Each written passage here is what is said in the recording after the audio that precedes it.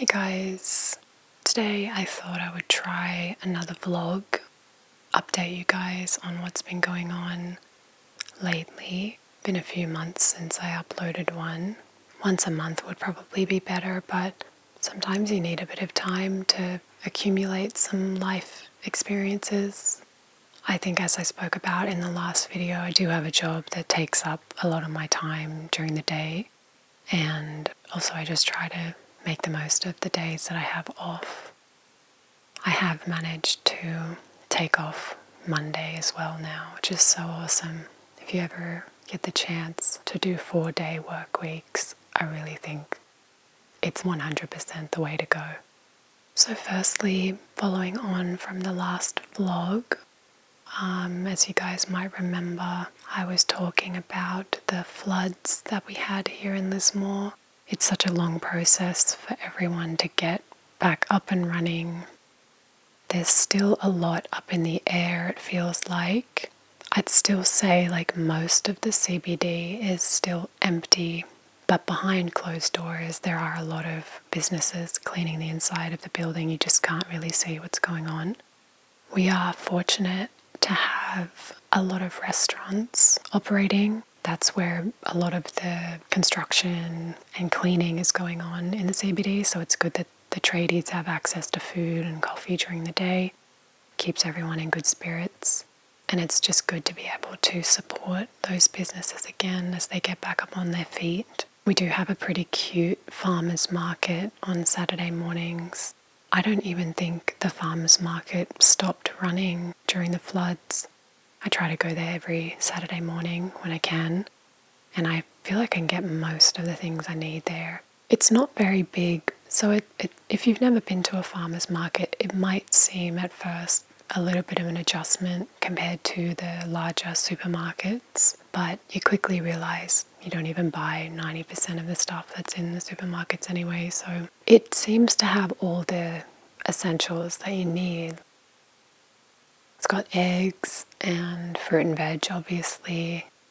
There's even fresh pasta there. There's a few meat stalls there, and there's a donut store that sets up there every time. And Lismore through their annual lantern parade, which I'm not 100% familiar with this, as I am from the Northern Rivers, but I've only lived in Lismore the last couple of years, so I think it's something that Lismore locals know a lot about. But it seems to really bring the town together, especially considering what people have gone through the last few months. It's nice for everyone to just go and have a family activity. You can see the kids here walking around with these messages of hope. A few of the letters mixed around, which is kind of cute. And then they do fireworks, and there's some food vendors out, and it's good for the restaurants that are open in town as well because it all happens through the streets of the CBD. So there's definitely life back in Lismore, but we're still so far away from being back to normal. They're looking into flood mitigation upstream, I suppose. But to be honest, I've heard the council talking about this for years now. And whatever they've done, if anything, clearly just didn't work, unfortunately. They've also proposed land swaps and this buyback scheme for houses in the flood zones, which really seems like the only solution to overcome this is to get out of the flood zone. Interestingly, our council voted against this happening, which really shocked a lot of the residents here. I did a bit of digging to find out why they would do such a thing, and I found a comment on Facebook from our mayor, Steve Krieg, responding to someone questioning their decision. So he said, "If you want the cold, hard truth, here it is. From day one, I have been working to achieve rate relief, along with many other things, for flood-affected residents and businesses. This was not an easy task and took nearly 12 weeks of constant lobbying to achieve. The GM and I spent countless hours working with the state government on a support package, and we were eventually able to get there. A councillor put forward a motion to write a letter asking for rate relief with the full knowledge of knowing it was already being worked on, and that motion was passed unanimously. That letter arrived at Macquarie Street 2 days before a $40 million rate relief package was announced.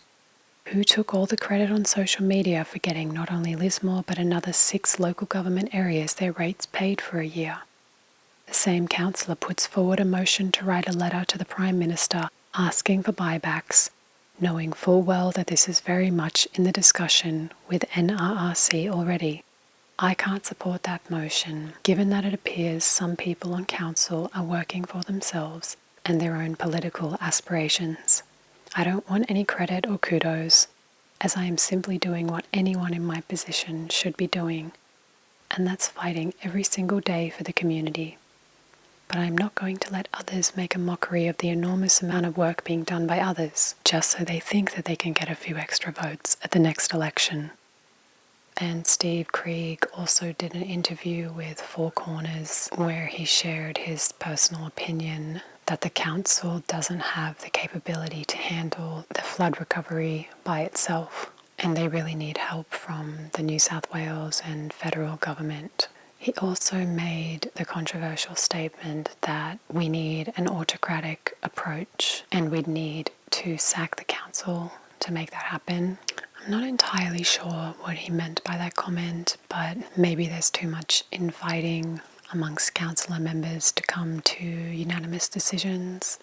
I'm not against discussions or different ideas being brought to the table, but it's interesting to see the contrast between people's ability to problem solve during the floods and after. In the days leading up to the floods and the few days directly following them, they just got in their boat and went and rescued people. They set up the recovery centres with beds and food, and the donations poured in. People really came together and they pulled it off under intense pressure and with barely any time. And then you cut to 5 months later, and it all kind of feels like it's just standing still. Behind the scenes, things are moving forward, but there's so much disagreement and red tape and issues to solve. Meanwhile, residents are sleeping in tents in the middle of winter, or if they have made it back into their house, they're using cardboards to line the walls because the entire house has been stripped, or they don't have a proper kitchen or a bathroom. And I think if there was a comet coming towards Earth, and we only had 3 days to solve it, the whole world could come together. Everyone would bring their tools and expertise, and they would just handle it. Yeah, it's a very complicated process, this flood recovery, and no one assumes that it would be easy. So I try to not really focus on the negatives too much, because there is so much positivity around. I've just found that it has been really stressful, even though my house wasn't affected. If your house was affected, I don't even think you have time to really stop and take in what's happened, but sort of watching it from sort of the outside, but also being right in amongst it. People have been noticing the stress levels and anxiety, which is just something I've dealt with my whole life anyway. So it's something I'm trying to inject in my life more, is some kind of spiritual practice, which is why I uploaded that last video about the progressive muscle relaxation. That was something I had done as part of a group therapy class many years ago, and they used to take us through a guided muscle relaxation like that, and everyone just always felt so good at the end. And some of these people had been relying on medication and really just felt like that was so much better. So I do plan on uploading at least another 1 or 2 videos like that, guided meditations, because they've really helped me during some really hard times, or listening to Eckhart Tolle or Alan Watts. They have a lot of videos on YouTube. I've heard a bit about these sensory deprivation tanks. They're usually called float experiences, and I found one up in Burleigh Heads, which is in Queensland. It's called Freedom Float Centre. It's really lovely from the minute you walk in to the reception area. It's a very peaceful feeling to it. And as you check in, you first have the option to select some tranquil music to play either at the beginning of the float or even all the way through. And then they take you to the room. It's private. You can see the tank here. It looks kind of like a clog shoe, if you know what I mean. You have a quick shower, and they provide these lovely body soap, shampoo and conditioner, which is definitely helpful after the float to give your hair a quick wash. They also provide this barrier balm, which you need if you have any minor cuts, and Q-tips, body lotion, and some earplugs and a face towel. I'm still not really sold on the sensory deprivation experience yet. I do feel like I probably need to give it a few more goes before I really make up my mind. I hear people raving about it and the benefits of it. In terms of the meditative side of it, that's what really attracted me to it initially, and that's where I didn't find that I got the benefits. But considering I haven't been doing much meditation of any sort for a very long time, maybe I'm expecting a bit too much too soon and then felt a bit disappointed afterwards. The first time I went, it took a little bit of time for me to finally relax into it. I did feel a bit claustrophobic at first, so I couldn't close the lid all of the way. But eventually I wanted the complete darkness. I also had a cut on my leg that was stinging during the session because the salt water will get in any cut. That's why they don't recommend you do it if you have a wound. This was a cut I'd had maybe like a week or two prior, so that was stinging, and it was a bit hard to just not notice that. But that is part of the experience of meditating, is being present and being able to accept whatever you're dealing with at that moment. I did find it helped with my muscle soreness from the gym. I was really sore when I went up, and the next day I was basically couldn't even feel any muscle pain. Then towards the end of that first session, I did start to really sink into it. I think I was closing my eyes, but I was seeing these weird green flashes and feeling really zenned out, basically. But the second time I went, I felt bored almost. It was weird. I wasn't enjoying the experience. I was laying there and I just felt like it would be the same if I was laying in my bed or something. I'm thinking the next time I do it, because I have a gift certificate for 3 floats, and I think I would like to get a massage and then go and do the float, and then I'll already be really relaxed and I can just go straight into it. And that does make it more expensive. But then again, self-care is something that is worth investing in, so we'll get there. It's about an hour and a half away from where I live, but it's okay because Burleigh Heads is really nice anyway, so I do enjoy going up there. I did find this little Mexican restaurant called Hail Mary, which serves some really delicious fish tacos, and the second time I went there, they had some really sweet deal where you get a margarita and 2 tacos, I think, for like $20. It's like really good. I haven't had fish tacos before. I really don't know how I missed out on them all this time. I first had them a few months ago at this pub in Eltham. It's just a little pub. They had this gig, a Sunday session. They just had a few different DJs. Started in the afternoon. I went with a couple friends and must have ended around 10 or 11, which is a good time to head home. And they had this awesome Mexican food coming out of the kitchen. It was like a special day. I don't believe they do that all the time. They just have a regular menu. Yeah, so I've been trying to do more fun activities. I've been going to a few breweries. I suppose they're popping up everywhere. Is it microbreweries that they call them? They sell the craft beer, usually have some kind of a food truck outside. They're all really good. And just trying to hang at the beach a bit more. I caught up with a friend probably a couple of months ago in Brisbane. It was a long weekend, just kind of turned into this spontaneous thing. I was only meant to go up for one night and stayed the second night. And then on the third day, we went out and had some lunch in this really cool area. I'll show you on the map here. I had to screenshot the location because I knew I'd never find it again. But I'd never seen something like this in Brisbane before. I used to live there about 10 years ago. And I don't know, it really reminded me of Melbourne. This was all little restaurants in this alley. And it's nice catching up with old friends. I realized that I've just been having social anxiety for a really long time.